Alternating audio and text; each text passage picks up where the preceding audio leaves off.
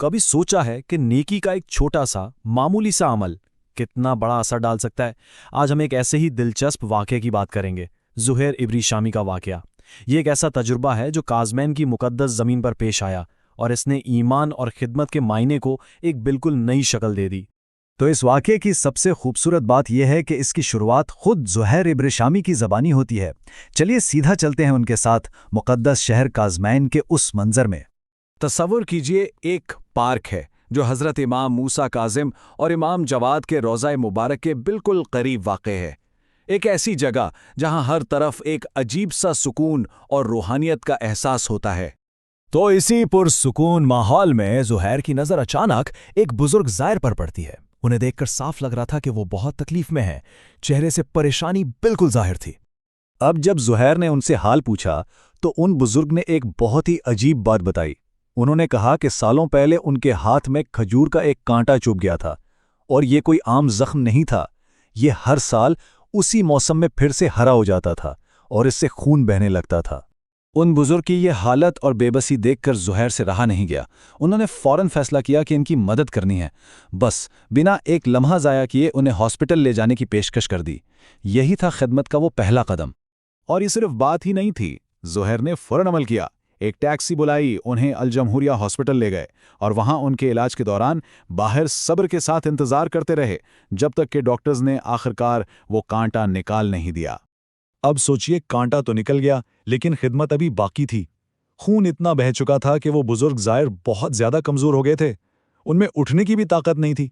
ज़ुहैर ने इस बात का भी ख्याल रखा। वो उनके लिए कबाब खरीद कर लाए, उन्हें खिलाया और जब तक उनकी थोड़ी ताकत बहाल नहीं हो गई उनके पास ही रहे। फिर उन्हें हिफाजत से वापस उसी पार्क में छोड़कर आए। खिदमत हो तो ऐसी मुकम्मल। अब जब ज़ुहैर अपना ये काम मुकम्मल करके जाने के लिए पलटे ही थे तो उनकी नज़र पार्क में एक बेंच पर बैठे एक निहायत ही बावकार और नूरानी चेहरे वाले शख्स पर पड़ी। वो शख्स मुसलसल ज़ुहैर को ही देख रहे थे। जैसे ही ज़ुहैर उनकी तरफ बढ़े, उस हस्ती ने मुस्कुराकर उन्हें सलाम किया और फिर उनकी जुबान से 3 बार ये अल्फाज निकले, बारकल्ला, बारकल्ला, बारकल्ला। ये अल्फाज सीधा ज़ुहैर के दिल में उतर गए। ज़ुहैर अभी उनसे कुछ कहने के लिए आगे बढ़े ही थे कि पलक झपकते ही वो हस्ती वहां से गायब हो गई। बेंच बिल्कुल खाली थी। ऐसा लगा जैसे वहां कभी कोई बैठा ही नहीं था। अब इस मंजर ने ज़ुहैर को बिल्कुल हैरान और परेशान कर दिया। उनके जहन में बस एक ही सवाल बार बार आ रहा था, आखिर ये नूरानी चेहरे वाली हस्ती कौन थी? जब ज़ुहैर ने यह पूरा वाक़या उलमा के सामने बयान किया तो सबका जवाब बिला इत्तेफाक एक ही था। उन्होंने बताया कि वो कोई आम शख्सियत नहीं बल्कि खुद इमाम ज़माना थे। उलमा ने मजीद वजाहत की कि एक ज़ायर की इस तरह खालिस नीयत से खिदमत करना इमाम को इस कदर पसंद आया कि उन्होंने खुद ज़ाहिर होकर इस अमल के कबूलियत का इशारा दिया। तो चलिए अब इस पूरे वाक़ये के नतीजे पर गौर करते हैं। इससे हम सब के लिए क्या सबक मिलता है, क्या अहम नुकात हैं जो समझने वाले हैं? इस वाक़ये से देखिए 3 बहुत वाज़ेह सच्चाइयाँ सामने आती हैं। पहली बात ये कि हमारे आइम्मा अपने ज़ियारीन से कभी गाफिल नहीं होते। वो उनकी जिस्मानी और रूहानी हर तरह की ज़रूरत का ख्याल रखते हैं। दूसरी बात ये साबित हुई कि इमाम की खुशी हासिल करने का सबसे तेज़ और यकीनी रास्ता उनके मानने वालों की खिदमत है।